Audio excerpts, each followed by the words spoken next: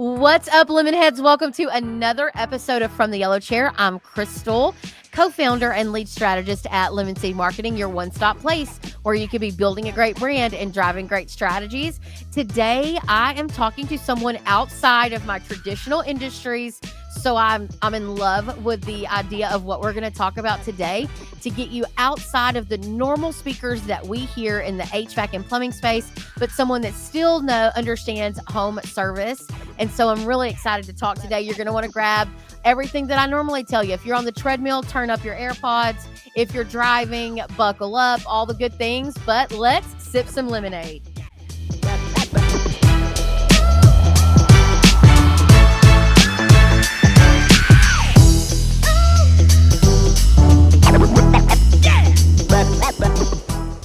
All right, Ryan, welcome to the show. Thanks so much for having me. I love nerding out on business and profits and all the stuff. So thank you. Hey, who doesn't love to nerd out on profits? I'm totally here for that. So I was reading your background. So you and I have not met before the podcast. We kind of did a call, but when I saw this come through, I was like, "Ooh, this is interesting." So contractors, when you're listening, I loved one of the things he told me that he was about is bolting on high ticket offerings. We're not going to live a lot in that space because I love a lot of the other stuff he has to say there. But if you're listening, bolt on high ticket offerings is a really cool thing that Ryan's going to talk about. And listen, contractors, I'm going to step on your toes already. Y'all aren't good at it and you don't like it. But Ryan, I want all of my listeners to know, why should they care about what you have to say? What gives you authority today? That's awesome. Well, I would say, unless you hate money, success, creating impact in the world, buying back your time to get freedom for yourself, then I don't know, maybe you shouldn't pay attention. But Yeah. I had my own lighting business, specifically outdoor lighting. So landscape lighting business, grew it up to a couple $1 million in sales every year. And it took me 12 years to do that, but I sold that in 2019. And now full time, this is what I'm focused on, helping that small business owner go from operator to owner. So I'm not just a guy who's like, well, I'm doing this because I have to, like, I'm doing this because I want to. And Well, and that's you've really done one it. of my goals. Yeah, Yeah, I you went through lived all the that stuff. life. Yeah, you went through it. You went through it. So one of the first topics that we decided we would kind of talk about is, scaling without getting burned out, right? So like, how do I build my company, grow my company without being just so burned out, so worn out from not only the emotional stress, the financial stress and things like that. Like, you've worked with hundreds of service businesses owners who maybe have just hit the wall. What do you tell them about scaling right away?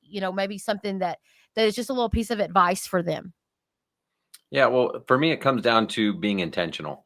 So you might listen to this podcast or someone else's dream, and you're like, "Yeah, I want to scale." And it's like, why? Like, do you really know why you want to? Because I used to try to live off of other people's dreams, and I'm like, well, the more you learn about them, you're like, I don't want their dream. Like, Yeah. I just want Not what my my dream. dream is. Yes. Yeah, that's a Yeah. Yeah. nightmare, right? And so, Yeah. like, just because I did something and I talk about how it's awesome, it might not be awesome for you. And so, you got to understand there is going to be sacrifices to be made. You can listen to some tips and tricks and stuff like that, but growing a business is hard. There's going to be times where you got to put the gas down, and you're going to have to work some weekends or whatever.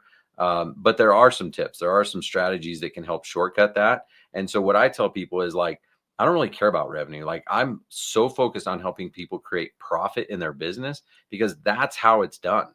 You Yeah. have to be able to afford to scale. And it sounds obvious, but most businesses fail because they don't have enough money, right? And if you have enough money, you can buy back your time. You can hire more people. You can hire the right people, instead of complaining like, I can't believe this guy wants 20 an hour. I'm like, I'll pay him 30, because now they're going to over deliver for me. Mm-hmm. That's right. Well, I love this. And I love, like, one of the points that I wrote down that you mentioned earlier was like, you've got to shift from being like this technician or owner or operator into really like owning what you're doing and being intentional. Like, that was a whole theme for me a couple of years ago, because I'm a high I on the disc profile, like very very talkative, very outgoing, and I have tons of all these big ideas, but actual intentionality behind implementation and execution really can change. But growth doesn't just come from adding hours to your day, right? It's building leverage. I loved that kind of mentality there. The mind shift that is really important, that when it comes to growing your business, so many people are just in the wrong state of mind. So your background, though, you actually blend sales and marketing together, which, speaking my love language. What strategies do you see working right now in service businesses that's helping drive revenue? Well, if I could go back just a little bit, because the one thing that happened to me when I started my business, I thought I was doing things right. I've got a marketing degree, I got an MBA. Like, you would think I know how to do stuff, but the real world is different than the book world, right? And Yeah. so I was like, man, how are these companies doing this? There's massive companies, and they're like, how do they afford to do this? And I realized you mentioned a really good word, leverage. And I realized there's the easiest thing that any business today, right now, can use to apply leverage to their business is changing their pricing. And pricing is so magical because you can do it today. You don't have to hire anyone. You don't have to hire me. You don't have to join my program. You don't have to hire more people, get more trucks. With a small, I'm talking a small, like 10% price increase. If you think about it, like, what do you think that the average service business, like the average, there's above and there's below, but what's the average net margin of a service company, like, net income? What do you think they're making at the end of the year? Oh gosh, hardly anything, most of them. Hardly, Hardly right? anything. So Well, and then let's you have be ones that are generous. making a lot because they're so skimping on everything else. Like, they're probably like drastic extremes. Yeah, they might be like, I'm not investing in this and I'm doing everything myself, so I'm making a lot more percentage, but it's still a nightmare, right? Yeah, But let's just be generous and say the average service business makes 10%. right. Okay. Net. And again, some are making way less, some might be making more, but on 10%, if we raise our price by just 10%, we just doubled. We doubled the profitability of that company in one tiny move. Like, that's huge. If your 10% is $200,000 profit, now you just made an extra $200,000. So, like, what would you do with an extra $200,000? That's why I love leverage, is because you can find these small tweaks. A small 10% increase is 100% effect to your bottom line. Love it. And it's not rocket science. That's the other thing. Like, this is not, people get really caught up in pricing. And, for most service businesses, you're not dealing with a reoccurring service model. So if you just take a price increase, most people haven't experienced your pricing yet to even know that you took an increase. And if you are on a reoccurring service model, like maintenance plans and reoccurring contracts, it's so minimal that most people know that there's pricing that has to be increased over time. So Yep. it's not as brutal as it might intend to be. But I know you have this background in sales and marketing, like you mentioned. Are you seeing a certain pattern right now in the industry that is really helping companies drive revenue? Absolutely. So these trends happen regardless of, like, the problem is, if people aren't investing consistently into branding, into marketing, into advertising, then they follow the trends of the economy. So if it's like right now, we're end of August. This is traditionally a slow period of time for landscape lighting businesses because people are going back to school and finishing vacations, and people just aren't focused on, like, home service type stuff. Right, Now, right. September, October, November, it's going to ramp up very, very quickly. Definitely the best time of the season. So the problem is, if you're not doing some of these other strategies, like, you're just going to follow the curve. And it's like, why? Like, you don't have to. And so, like, right now, the companies that are investing heavily into social media, and specifically like personal branding, building a relationship with their audience, with their clientele, they are, what's happening is, yeah, there might be a dip with like an August or a certain time period, depending on where you're located. But instead of dropping down to like a really, really slow month, they'll just dip a little bit. And Uh-huh. so maybe there's still a dip, but they're minimizing the effect of the natural economic state. So one, I would say you should be doubling down on your social media, personal branding, getting in front of the camera, building a relationship Yep. with your audience. Absolutely. Listen, preaching to the choir. Lemon Seed, we offer full service social media marketing for our contractors. And there are contractors that begrudgingly do it. And there are those that embrace it and love it. And either they intentionally delegate it to someone on their team, or they're the ones that are doing it. And they are the ones that their brand recognition and their organic search is growing exponentially faster than our other contractors who are just, lazily sitting around like, well, I make a few posts. When you become intentional about marketing on social media to build customer relationships, you really start turning the curve, like turning around that, I call it moving that cruise ship, turning it back around. So, and I also love like, stop selling features and start selling outcomes. Like that's a traditional approach sometimes too. Like you as a home service contractor, you are solving a need that homeowners have. And so you have to get out of their bank accounts, right? Stop worrying that they can't afford the options, that they can't afford these cool features, communicating equipment, or, new different styles of thermostats or whatever that you've got that's new. You have to stop worrying about their financial ability to afford it and start telling them what problems it's going to solve and then letting them decide if they can afford it. I'm sure you ran into the same thing with landscape lighting. Like if you worried about if everyone could afford it, you probably wouldn't have sold anything. Right.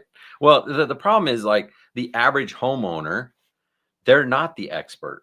Like they're too ignorant to know better. So if you ask them like what their budget is, like what that's a dumb question. They say there's no Mhm. such thing as a dumb question, but asking someone what their budget is actually a dumb question, okay?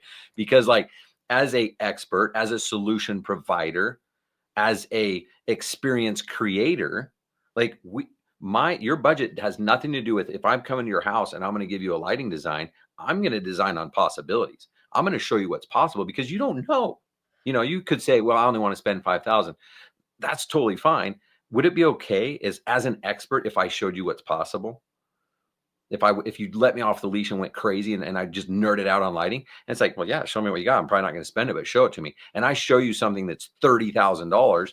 You still might not spend 30, but you might spend 15. You Right. might spend Right. more than your original budget. And it's like, well, that's just because you didn't know. And why would you? You're Yeah. not a Yeah. lighting nerd. But Exactly. Oh, I am. same thing. I can Yes. show you and I can create this experience for you. So when you come home, you come and you show up to this resort style property. You're like, dude, this reminds me of the vacation we went on to Mexico. And then you're in backyard, you have your sanctuary and you're around your pool and you have this you don't have that glary floodlight, the security light hitting you in the face. Like, man, I can relax and unwind. I have more peace in my life. And again, I'm not saying everyone's going to just pull the trigger on your full, proposal, but let them say no. Go Yeah. for no. There's a great book called Go for No. Go for no and let them decide at that point because now they're making an educated decision.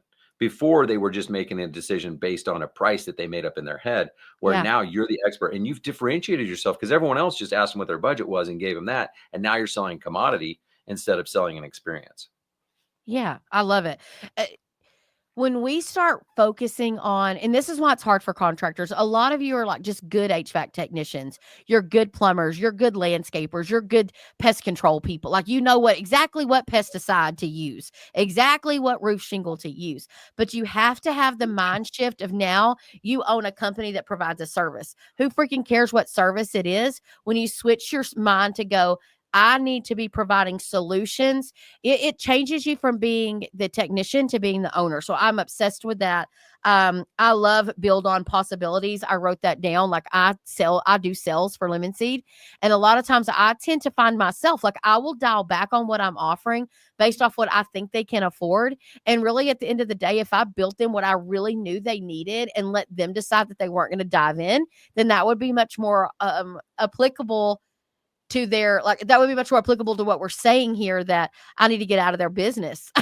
Like get out of their financial business and just start providing solutions and letting them land somewhere in the middle because they don't know most of the time what it takes to really have an in-depth marketing plan or a new HVAC system installed with brand new ductwork and updated installation and modifying their communicating equipment. They don't know. They think they do, but they really don't. So I loved that. Um, Statement. Another keynote that you made here that really stuck with me is marketing should be simple, repeatable, and measurable. Otherwise, you can't scale it. And so Lemon Seed's been talking to some private equity groups that are like, figured out they can't just live on the hamster wheel of digital marketing. And so they're like, hey, we really should dial this in. And I'm like, man, marketing does not have to be complicated. It can be super simple and it can be scalable very easily. Yeah, absolutely. And for me, what I call it the marketing mix. So if I called you and I said, hey, I heard social media is good. How much do you charge for Facebook ads? And to your point previously, you could just say like, yeah, here's what it is for Facebook ads. Or you could sell me an experience and say, hey, is it okay if I run something by you? Like we could do just exactly what you're asking for, but we could give you a whole package where it comes with this and this and Mhm. this. And here's why it would make sense, because when you do a Facebook ad, it's going to generate interest to your website. And then what we want to do with the website is we want to retarget those people. And then we want to send them a postcard and all this stuff. But the marketing mix is being everywhere.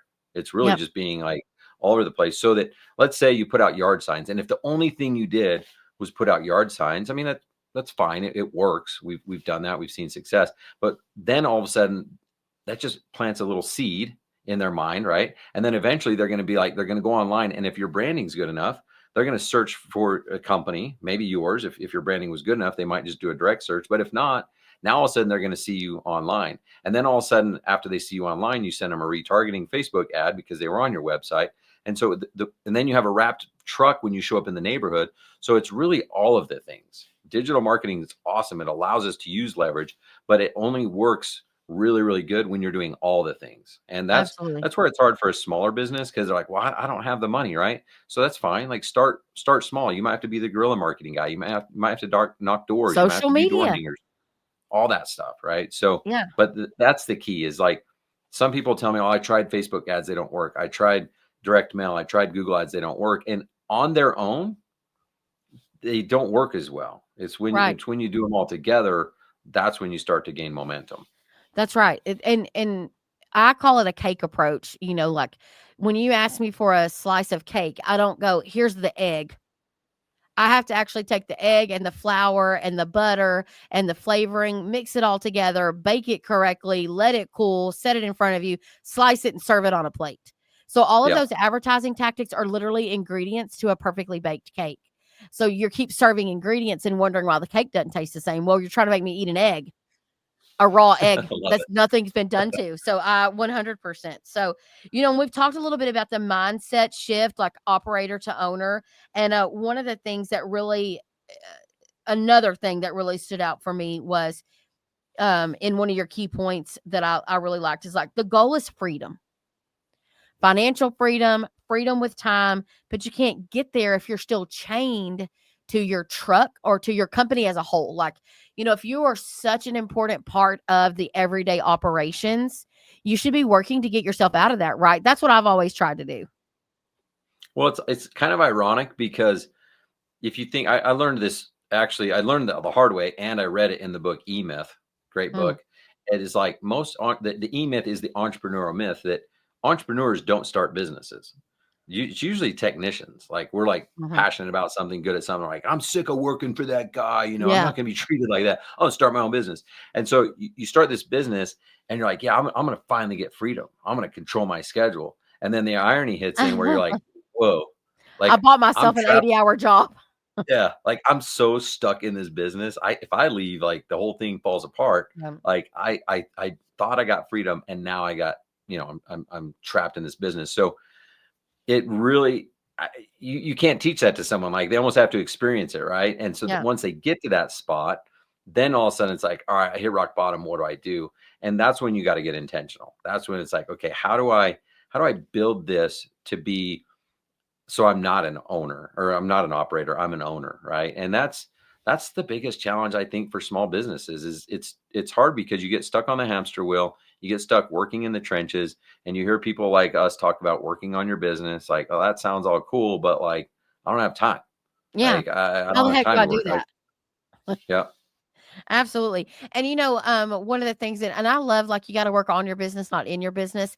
I do think that there is a fine line of that, because, like, you still need to be actively listening. Like, still need your finger on the pulse of things so that you can be creatively pivoting and being more in real time. So there's a fine line there. But the gist of that statement means if you never look up, you can't see where you're going. So you're just like, you're, deadheading back towards something that you can't look up. You've not looked up to see. And you're headed for a place where I call it blockbustering this thing, right? Like, if you never look up to see what else is going on around you and how you can make it applicable to your company, then you're just like driving. I don't know. I just feel like you're driving blind. And so you have to have the both hands on the wheel, if you will, about that. And focus on Well, building so people. Go ahead. I was going to say, here's what I do to help people work on their business, because the problem is it's actually addicting. Like most of us are addicted to work. We're addicted to our business. And we're like, actually, I don't hate it. I mean, some days I do, but like I actually like work, right? We're not trying to just be lazy to go sit on the couch. Like we actually like the chaos that we've created. We're addicted to it. So it's like, okay, we have right now, according to the calendar of 2025, we have 7 days in the week. Is that right? 7 Correct. days? Five working days. Some of you guys are working 10. Yes. Yeah. But we have 7 days. But if I said today, hey, you know what? I had figured out a way. I invented 2 more days in the week. Do you think people would take that as a weekend, or do you think they would just go, sweet, I'll make more money. I'll just work those days. Most business owners, they're going to just work 9 days a week. Like that they're not going to allocate that time. So I'm sharing that because we feel the time that's given to us. Mm-hmm. That's just a natural weakness of a visionary and entrepreneur. Like it's like, oh, if I got more time, then I'll just work more, right? And so what if I said, I'm creating fake rules, I understand. But what if I just said, you know what?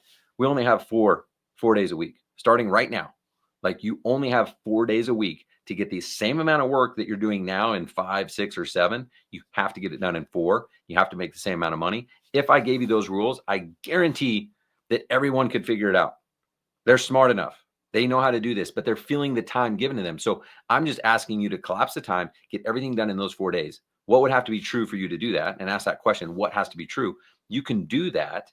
And now all of a sudden you have an extra day to work on your business. You can time block to say every Tuesday, every Wednesday, every Thursday, whatever day and time that you want to time block 4 hours to be like, I'm going to sit here and I'm going to work on my business. I'm going to solve the bottleneck. I'm going to solve the problem. I suck at hiring. I suck at training. I suck at whatever it is. Mm-hmm. I want to build a better thing, a maintenance plan. It's never going to happen because you're just feeling the time that's been given to you. So you have to get intentional, create your own rules. Like I always just create my own. It's my game. Like Yeah. I don't have to work 7 days a week just because someone gave me 7 days. I only want to work 3. So Yeah. I'm only working Tuesday, Wednesday, Thursday, and I get to do whatever I want on Monday, Friday. Like it's my game, my rules. So I want everyone to take that. Like you're in charge. Like it's your life, it's your business. You don't have to take what's given you and accept that, well, you have these days to get it done because people are smart. You can figure out how Yeah. to get all the same stuff done in 4 days that you're taking 5 to 7 right now. Yeah. Yes. 100%. And I'm guilty. Like I am addicted to chaos. I love it. Like I thrive Of in course you are. deadlines and things like that. Yeah, But we I all are. also, once I actually get some downtime, true downtime, I'm like, oh, I've been missing this downtime. I've been missing this. So here's the other topic that we have. And I told him at the beginning when we were prepping for this, I said, oh, we're getting to this one. Niche industries as profit machines. So niches make it easier to stand out and charge better pricing, premier pricing, expertise plus specialization. So, when I started Lemon Seed, that was the big thing. Like, oh my gosh, you're so niche. You're only dealing with home service industries. We love it. So tell me a little bit about what you're saying about your focus there on those niche products or niche offerings. I mean, once you discover it, it's like it's the only way to go. Yeah. So Yes. my experience with landscape lighting was pretty cool. I discovered I was a window cleaner, and I discovered it through my brother. And I was like, wait, you're telling me like we could go from doing like $500 jobs. This was in 2007. We could go from do like 500 jobs to like $5,000 jobs just by doing landscape lighting. I'm like, heck yeah, let's do it. So we Hmm. started, didn't know anything about it. But what I found really quickly is people loved the experience they had with us. And we weren't necessarily, we were still learning, right? And we got better over time. But people would be like, man, you guys are the best people we've ever worked with. We could go in a day and knock out a $10,000, $12,000 project. And people are like, that's phenomenal. You flip on the lights, they're like, holy cow, this is our property. I drove past the house the first night because I didn't know that was our house. It looked so good. Right. And so they loved us. And people would ask us, and I'm not kidding, Crystal, they would say, man, you guys are the best contractor we've ever worked with. By chance, do you guys do like outdoor kitchens or do you do pools or Anything anything else? like that? And Hmm. I'm like, hmm. I'm like, what if I said yes? Like I was so tempted. I'm like, but I ended up telling people, I said, listen, the reason you love us, the reason we're so good is because we do one thing and we are experts and we do it very, very well. If I decide to do pools and outdoor kitchens and all the artificial turf and all the things, you won't like me. I'm not getting a 5-star review. I'm probably getting a 1-star review because I'm the jack of all trades at this point, and I can't control the chaos. Right now I can control it because we have dedicated lighting designer, dedicated install technicians, dedicated maintenance crews. Like they're specialists inside the specialty. And so I think it makes sense to just dive deep because that's how you build momentum. That's how you get repeat business. That's how you get referrals. And people appreciate the fact that you are the expert. Doesn't mean you're for everybody. There's some people that want to call the GC and be like, oh, cool, this guy can handle everything. They can do the home build, the landscape, the pool, all that. That's fine. You're not going to get that client. But the ones who appreciate it, you're going to be able to charge a premium price, roll out the red carpet, white glove experience, and build relationships and build your business. Yeah. Okay. Love it. So I loved that little nugget there of information for everybody that keeps trying to add on a bunch of things. Like there's just a controlled way to do this, a controlled way to bulk on some unique things and but still maintain your core product. So I love that. And then last That's but key. not least, oh yeah, go ahead. Well, that's what I was going to say is key is like, I actually love the idea of bolting on services, but it has to be done in the right way. And for example, I'll have people that come to me and they say, dude, I heard you're the guy, like that can help me bolt on the high ticket, landscape lighting. I'm like, yeah, tell me about your business. And the problem is if they're doing this to like avoid the chaos they've already created, Yeah. it's not going to work. It's just going to make it worse, right? But Yeah. if you can build up that division or that company to be like, hey, I've got this window cleaning company. It does pretty well. I've got the right people in the right seats. Like this thing's flowing. Then I think, okay, now let's bolt that on because now we're just an email, a text, a phone call away. We can target your existing client. You got a gold mine of opportunity. You don't even have to go to another city to start a new company. You can stay in the same city and just add a new offering. So I think it's controlled chaos at this point. I've, I've, Yeah. I've convinced myself that business is always chaotic, but now it's controlled chaos, and you've got this one system running itself, and you've got a dedicated person to run the new division. Love. Yes. And again, everything with intentionality and everything with a little bit of control goes a long way. So, but before we wrap up all the way, I know you have a playbook, kind of looked into this a little bit. So, what do you think every service business should be focusing on right now, according to your playbook? Yeah, I mean, this is just my opinion. I know someone's going to disagree, but I love pricing, I love sales, I love marketing. So there's three things that basically I think every business should focus on. And if you focus on only these three, like if you're stuck right now and you're feeling a little cash flow problems, or you're feeling like, man, I just don't know how to get to the next level, and I've worked so hard, like we've made a lot of money, but it's not in my not in my wallet. These are the three things. So number one, increasing your price without a Mm, doubt. If you can focus on raising your price, and if you're afraid, just start with 10%. Right. So we talked about that. Increasing your price. Number two, closing deals on the spot. So many people are afraid to ask for the business. And they're like, well, let me get something, I'll put it together and I'll email it to you. Okay, people buy an emotion. If you, as soon as you send an email, they're buying, you're commoditizing yourself, and they're just buying a number on a piece of paper. No one wants that. So close deals on the spot. And then the third one, it's really hard to charge a premium price and close the deals on the spot if you're not in front of the right person. So the third one is you need to focus on high quality leads, not just leads, high quality leads. Because if you focus on these three things, charging a premium price, closing deals on the spot, getting high quality leads, you can apply leverage to your business that small tweaks add up in a major way. And now you have this lump of profit, this lump of cash that now you can invest into hiring and training and recruiting and all the things to help you grow your business to the next level. love it. Love it. Sales, systems, mindset, those are the three levers that really unlock growth and freedom. And I just loved this conversation, right? Like there's just so much. It's been gold. But what I love is how your advice applies to not just lighting, but any of these service-based businesses that I get the privilege of working with. Because this is not this information, this guidance, this advice here is not just specific to the lighting industry. We all can apply this to any of our service-based businesses. And so I think for our listeners, the big takeaway is this, scaling doesn't mean just more hours, more stress, more chaos, which is true. But with the right mindset, and with several of these systems that you've talked about, the strategy, the playbook, and more freedom and time to focus, it's going to equal more profit. And so, if listeners really wanted to get in touch with you and hear about your actual product offerings, like what you offer as a business, how could they get in contact with you? Yeah, sure. I appreciate you having me on. Landscapelightingsecrets.com is my website. So we've got some case studies and things that you can check out there. And then connect with me online. So I'm Yeah. on Facebook, Ryan Lee. I think it's like, you know how you have like facebook.com/whatever. I Yeah. think my thing is Lee Bottoms. It's Ryan Lee. And I think in elementary, my nickname was Lee Bottoms. So I think it's Lee Bottoms, but Oh, interesting. Instagram at Landscape Lighting Secrets. And then I kind of make a big deal of it. People think it's kind of weird, but I'm actually the host of the #1 landscape lighting podcast in the world, Lighting for Profits. So you I might love want to it. check that out. Yeah, Now, love it. it's the only landscape lighting podcast in the world, so that's why I'm the #1. I like Still to make up number 1. awards. So, Still yeah, number 1. I acknowledge your award, and I celebrate your award. So congratulations on that. But it's because it's so niche. That's why there's not a ton of it out there. But exactly. listen, Yeah. a lot of, I'm sure what you talk about is very applicable. So go give his podcast, Lighting for Profits, a listen. And guys, as always, thank you for listening to another episode of From the Yellow Chair. I hope you've learned a lot from Ryan and all that he brought to the table. Go listen to his podcast.